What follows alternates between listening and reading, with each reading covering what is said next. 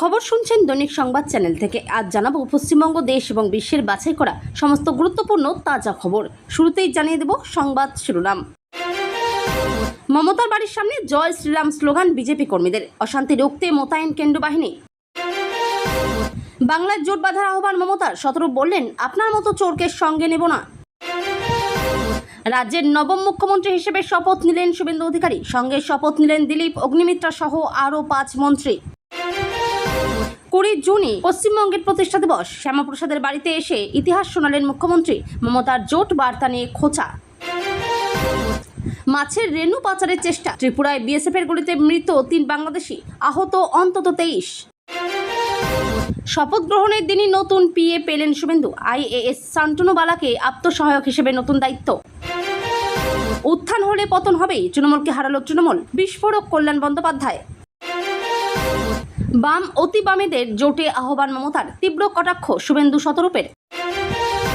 পরিচয় পরিবর্তন। সমাজ মাধ্যমে মুখ্যমন্ত্রী জুড়ে নিলেন শুভেন্দু। অবশেষে বদল করলেন মমতাও, তবে প্রাক্তন মুখ্যমন্ত্রী না লিখে। তৃণমূল নেতার ঘনিষ্ঠের বাড়িতে পিস্তল, কার্তুজ, ম্যাগাজিন উদ্ধার। বহরমপুরে গ্রেপ্তার গৃহকর্ত্রী। রাজ্যের সব এসপি, আইজি, ডিআইজি সহ পুলিশ আধিকারিকদের নিয়ে সোমবার বৈঠক ডাকলেন মুখ্যমন্ত্রী শুভেন্দু। শুভেন্দু অধিকারীর আসল পরিচয় কি কেবলই রাজনৈতিক? তার ডিগ্রি শুনলে কপালে চোখ উঠবে বিরোধীদেরও। আমি দেখছি মেসেজ আসছে না, কেউ আমায় ফোনও করছে না, আসল কারণ জানালেন মমতা। আচমকা রাজ্য জুড়ে বন্ধ মা ক্যান্টিন। 5 টাকায় মিলছে না ডাল ভাত। শপথ নিয়ে শ্যামাপ্রসাদের বাড়িতে মুখ্যমন্ত্রী শুভেন্দু অধিকারী। পশ্চিমবঙ্গ দিবস নিয়ে দিলেন বড় বার্তা। কালীঘাটে মমতার বাড়ির সামনে জয় শ্রীরাম স্লোগান, পাল্টা জয় বাংলা। দলবিরোধী মন্তব্য করার অভিযোগ। কোহিনুর মজুমদার সহ 3 মুখপাত্রকে 6 বছরের জন্য সাসপেন্ড করল তৃণমূল। আমরা যুদ্ধে জয়ী হয়েছি, আগামী দিনে তা প্রমাণিত হবে। রবি ঠাকুরের জন্ম জয়ন্তীতেই বড় ঘোষণা মমতার। শপথ নিয়েই মুখ্য সচিব, ডিজি এবং স্বরাষ্ট্র সচিবের সঙ্গে বৈঠক করলেন মুখ্যমন্ত্রী শুভেন্দু। খোঁজ নিলেন রাজ্যের সার্বিক পরিস্থিতির। তৃণমূল থেকে ছাঁটায় রিজু দত্ত। লোকসভা ভোটের মাঝে মমতার দলের বড় ধামাকা, কারণ জানলে চমকে যাবেন। কালীঘাটে যাওয়ার আগে গড়িয়াহাটে দাঁড়িয়ে পড়ে মুখ্যমন্ত্রীর কনভয়। মানুষের সঙ্গে কথা বলার চেষ্টা করেন শুভেন্দু অধিকারী। মাসে 3000 টাকা লক্ষ্মীর ভাণ্ডারের পর এবার অন্নপূর্ণা ভাণ্ডার। কারা পাবেন এই বিপুল টাকা? ক্লিক করে জানুন শর্তগুলো। শুভেন্দুর প্রথম মাস্টার স্ট্রোক। নবান্নে পুলিশ কর্তাদের তলব। নতুন মুখ্যমন্ত্রীর ডেডলাইন ঘিরে কাঁপছে প্রশাসন। শুভেন্দুকে বিশেষ বার্তা শেখ হাসিনার। 2 বাংলার সমীকরণে কি বড় কোনো বদল? লক্ষ জনতা সাক্ষী। ব্রিগেডের মঞ্চে 98 বছরের বৃদ্ধের পা ছুলেন মোদি। কে এই প্রবীণ? জানলে আপনিও কর্নিশ জানাবেন। রাজ্যের বিরোধী দল নেতা হলেন শোভনদেব চট্টোপাধ্যায়। বিজেপির শপথ গ্রহণের দিনেই বড় ঘোষণা তৃণমূলের গোটা বাহিনী এখন বিজেপি। মমতার ক্রেডিবিলিটি নিয়ে বড় প্রশ্ন বাম নেতা সুজনের। শনিবার সন্ধ্যায় বালিগঞ্জে বড় চমক। ভারত সেবাশ্রমে আশীর্বাদ নিয়ে মুখ্যমন্ত্রী শুভেন্দুর হুঙ্কার। এবার লক্ষ্য এবার কি? আমন্ত্রণের কথা শোনেননি, দূর থেকেই মুখ্যমন্ত্রীকে বার্তা বিমানের। এতক্ষণ শুনছিলেন সংবাদ শিরোনাম, এখন আসছি বিস্তারিত খবরে। তার আগে ছোট্ট একটা অনুরোধ, চ্যানেলে নতুন হয়ে থাকলে চ্যানেলটি সাবস্ক্রাইব করবেন। তৃণমূল সুপ্রিমো মমতা বন্দ্যোপাধ্যায়ের কালীঘাটের বাড়ির সামনে মোতায়েন কেন্দ্রীয় বাহিনী। শুভেন্দু অধিকারী নবম মুখ্যমন্ত্রী হিসেবে শপথ নেওয়ার পর মমতার বাড়ির সামনে স্লোগান দিতে থাকেন বিজেপি কর্মী সমর্থকরা। তারপরই পরিস্থিতি নিয়ন্ত্রণ করতে নামানো হয় কেন্দ্রীয় বাহিনী। আইন শৃঙ্খলা নিয়ন্ত্রণ রাখতেই এই সিদ্ধান্ত। বিধানসভা নির্বাচনের ফলাফল ঘোষণা হওয়ার পর মুখ্যমন্ত্রীর কালীঘাটের বাড়ির সামনে গার্ডরেল তুলে নেওয়া হয়। কমে নিরাপত্তা, তবে প্রাক্তন মুখ্যমন্ত্রী হিসেবে যে নিরাপত্তা তার প্রয়োজন, সেই নিরাপত্তা ব্যবস্থা এখনও রয়েছে। স্থানীয় সূত্রে জানা গিয়েছে, শনিবার সকালে বাংলার প্রথম বিজেপি সরকার শপথ নেওয়ার পরই একদল বিজেপি কর্মী সমর্থকরা পৌঁছে যান মমতার কালীঘাটের বাড়ির সামনে। বাইক বাহিনী জয় শ্রীরাম স্লোগান দিতে থাকে।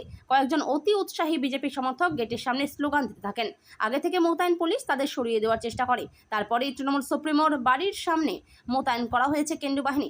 এখন পরিস্থিতি নিয়ন্ত্রণে, তবে কোনো মিছিলকারী বা বিজেপি সমর্থকদের মমতার বাড়ির কাছে ঘেঁষতে দিচ্ছেন না কেন্দ্রীয় বাহিনীর জওয়ানরা। বিধানসভা নির্বাচনে ভরাডুবি হয়েছে তৃণমূল কংগ্রেসের। হেরে গিয়ে এবার তৃণমূল নেত্রীর মুখে জোট বার্তা। বিজেপিকে রুখতে এখন বাম অতিবামেও আপত্তি নেই মমতা বন্দ্যোপাধ্যায়ের। শনিবার মুখ্যমন্ত্রী পদে শপথ নিলেন শুভেন্দু অধিকারী।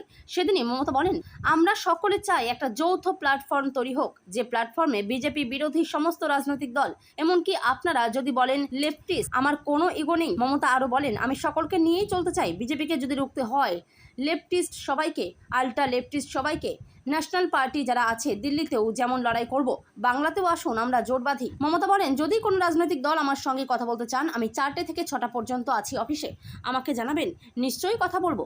যদিও মমতাকে কটাক্ষ করতে ছাড়েননি সিপিএম নেতা শতরূপ ঘোষ। শতরূপ বলেছেন, বাম বিদায়ের সময় শূন্য ছিল বিজেপি, এখন তারা সরকারে, তারপরেও লজ্জা নেই মমতা বন্দ্যোপাধ্যায়ের। শতরূপ বলেন, আমরা একটা বিজেপিহীন বাংলা রেখে গিয়েছিলাম, আর মমতা বন্দ্যোপাধ্যায় যখন সরকার থেকে যাচ্ছেন বিজেপিকে ক্ষমতায় বসিয়ে গেলেন। শতরূপ বলেন, আপনি ও আপনার দলের লোকেরা চুরি করে যে সম্পত্তি করেছিলেন, কি করে বিজেপির সঙ্গে সেটিং করে সেই চুরির সম্পত্তি রক্ষা করবেন দেখুন। শতরূপ আরও বলেন, আপনার মতো চোরকে সঙ্গে নেব না।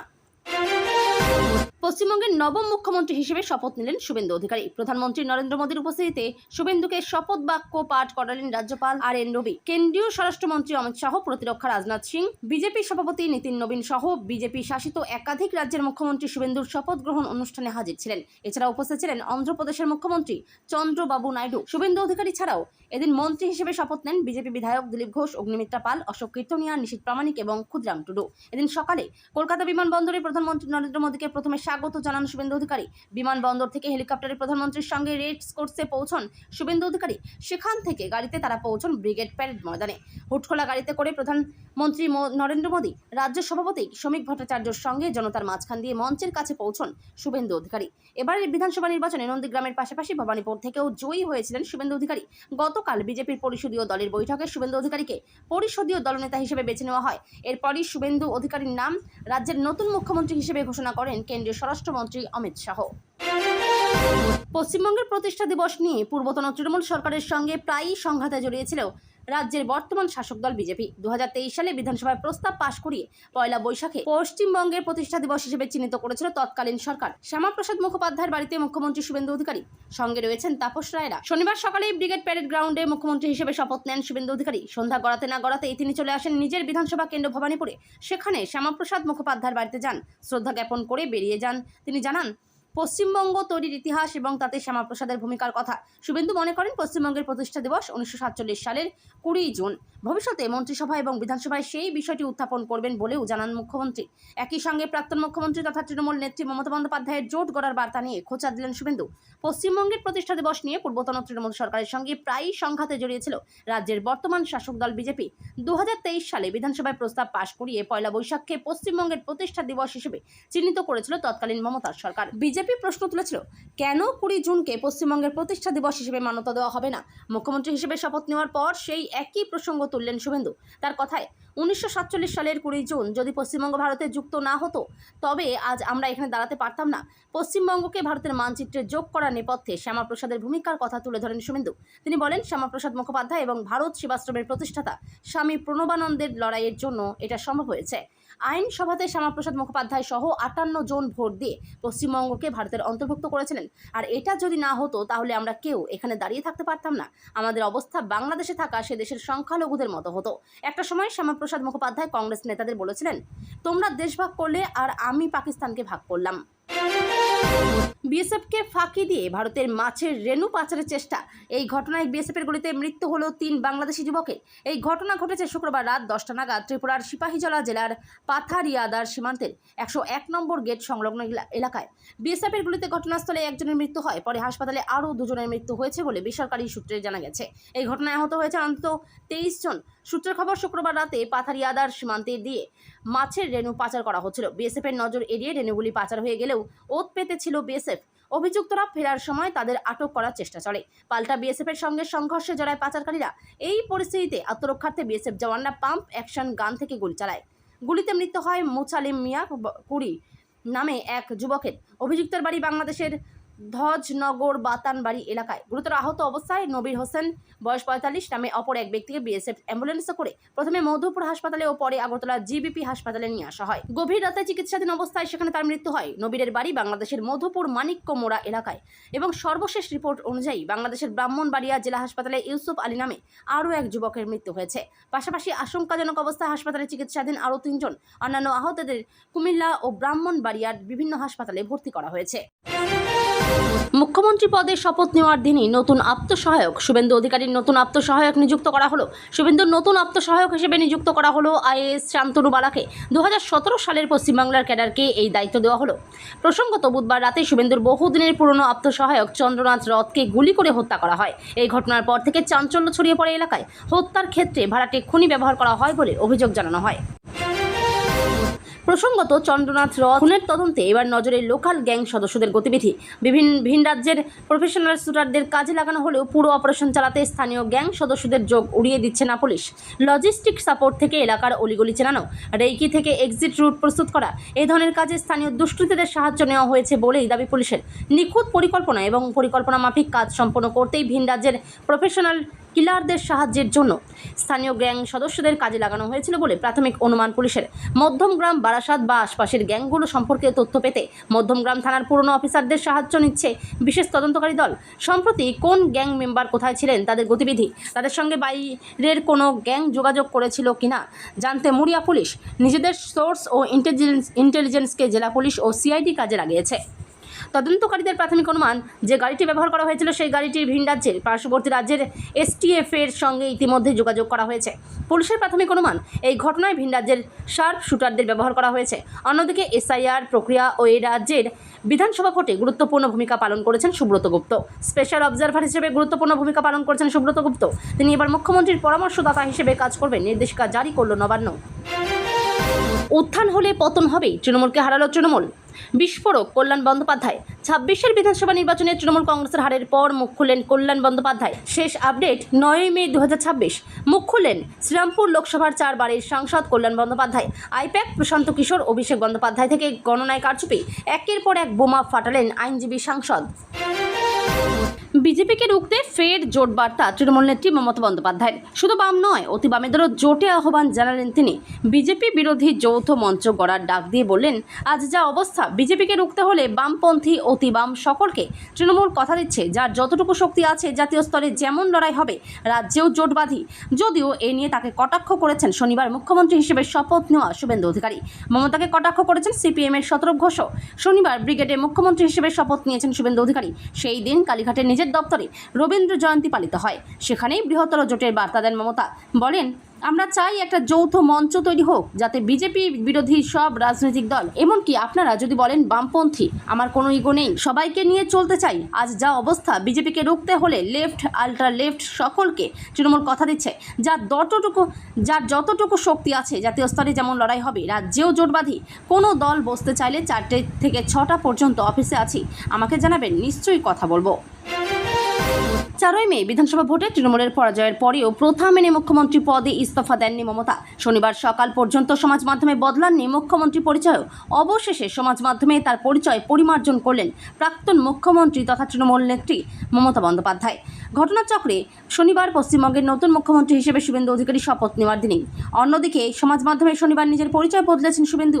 নামের সঙ্গে জুড়েছেন মুখ্যমন্ত্রী পরিচয়। ফেসবুক ও ইনস্টাগ্রাম পেজ ও এক্স হ্যান্ডেলে নিজের নামের পাশে এতদিন প্রাক্তন মুখ্যমন্ত্রী লেখেননি মমতা, শুধু উল্লেখ করেছেন মুখ্যমন্ত্রী হিসেবে তার কার্যকালের মেয়াদ। সমাজ মাধ্যমে মমতার নতুন পরিচয়, সর্বভারতীয় তৃণমূল কংগ্রেসের প্রতিষ্ঠাতা, চেয়ারপারসন এবং পশ্চিমবঙ্গের মুখ্যমন্ত্রী, পঞ্চদশ, ষোড়শ এবং সপ্তদশ বিধানসভা। অন্যদিকে শনিবার শপথ নেওয়ার পরে শুভেন্দু সমাজ মাধ্যম পরিচয় হয়েছে পশ্চিমবঙ্গের মুখ্যমন্ত্রী। গত 4 মে বিধানসভা ভোটে তৃণমূলের পরাজয়ের পরেও প্রথা মেনে মুখ্যমন্ত্রী পদে ইস্তফা দেননি মমতা। সাংবিধানিক বিধি অনুযায়ী 7 মে পর্যন্ত তার সরকারের মেয়াদ ছিল। সেই রাতে পশ্চিমবঙ্গের সপ্তদশ বিধানসভা ভেঙে দেওয়ার বিজ্ঞপ্তি জারি করেন রাজ্যপাল RN রবি। অর্থাৎ বিধানসভার অস্তিত্ব আর নেই, কিন্তু সমাজ মাধ্যমে তিনি নিজের পরিচয় পরিবর্তন করেননি। শনিবার সকাল পর্যন্ত সেখানে নিজেকে পশ্চিমবঙ্গের মাননীয় মুখ্যমন্ত্রী বলে পরিচিত করেছেন তিনি। তার ফেসবুক ও ইনস্টাগ্রাম পেজ বা এক্স হ্যান্ডেল খুললেই সেই পরিচয় দেখা যাচ্ছিল, কিন্তু বেলা গড়াতেই তা বদলে গেল।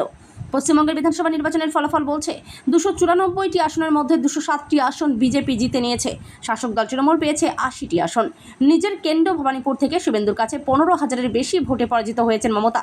এই পরিস্থিতিতে জনগণের রায় মেনে নিয়ে রাজ্যপালের কাছে ইস্তফাপত্র জমা দেওয়াই বিদায়ী মুখ্যমন্ত্রীর করণীয় ছিল, কিন্তু মমতা সে পথে হাঁটেননি। প্রথম থেকেই বিজেপির বিরুদ্ধে ভোট লুটের দাবি করে এসেছেন তিনি। অভিযোগ 100টিরও বেশি কেন্দ্রে ভোট লুট করে নেওয়া হয়েছে, তাই বিজেপির এই জয়কে মান্যতা দিতে তিনি নারাজ। আগামী দিনে আইনের পথে হাঁটবেন বলেও জানিয়েছেন মমতা। ভোটে হেরে যাওয়ার পরেও মুখ্যমন্ত্রী ইস্তফা না দেওয়ায় অভূতপূর্ব পরিস্থিতি তৈরি হয়েছিল পশ্চিমবঙ্গে। শেষ পর্যন্ত 7ই মে বিধানসভার বিলুপ্তির সঙ্গে সঙ্গে সাংবিধানিক বিধি মেনেই তিনি প্রাক্তন মুখ্যমন্ত্রী হয়ে গিয়েছিলেন মমতা। এবার সমাজ মাধ্যমে প্রাক্তন শব্দটি পরিহার করেই পরিচয় বদল করলেন তিনি। তৃণমূল নেতার এক ঘনিষ্ঠের বাড়িতে অভিযান চালিয়ে একাধিক আগ্নেয়াস্ত্র এবং কার্তুজ উদ্ধার করল পুলিশ। গ্রেপ্তার গৃহকর্ত্রী। শনিবার মুর্শিদাবাদের বহরমপুর শহরের গির্জাপাড়া এলাকার ঘটনা। স্থানীয় সূত্রে খবর, বহরমপুর টাউন যুব তৃণমূল সভাপতি পাপাই ঘোষের ঘনিষ্ঠ হিসেবে পরিচিত অসীম সরকারের বাড়িতে তল্লাশি চালিয়েছিল পুলিশ। অভিযানে উদ্ধার হয়েছে 3টি পিস্তল, 140 রাউন্ড কার্তুজ এবং 4টি ম্যাগাজিন। পুলিশের অনুমান, এলাকায় হামলার ছক কষেছিলেন অভিযুক্তরা, কিন্তু গোপন সূত্রে খবর পেয়ে পুলিশ না দিলেও বাড়ির মালিক এবং অভিযুক্ত নেতা আগেই গা ঢাকা দেন। অসীমের স্ত্রী টুকু সরকারকে গ্রেপ্তার করেছে পুলিশ। শনিবার ধৃত মহিলাকে বহরমপুর জেলা জজ আদালতে হাজির করানো হয়। তদন্তের স্বার্থে ধৃতকে 10 দিনের পুলিশি হেফাজতে নেওয়ার আবেদন জানিয়েছিল পুলিশ, তবে ধৃতদের 7 দিনের পুলিশ হেফাজত মঞ্জুর করেছেন বিচারক। এখন পলাতক নেতা এবং বাড়ি মালিকের খোঁজে পুলিশ। কোথা থেকে অস্ত্র আনা হয়েছিল, কী উদ্দেশ্যে সেগুলো বাড়িতে মজুত করা হয়েছিল, এই কাজে আর কারা জড়িত জানার চেষ্টা করছে পুলিশ।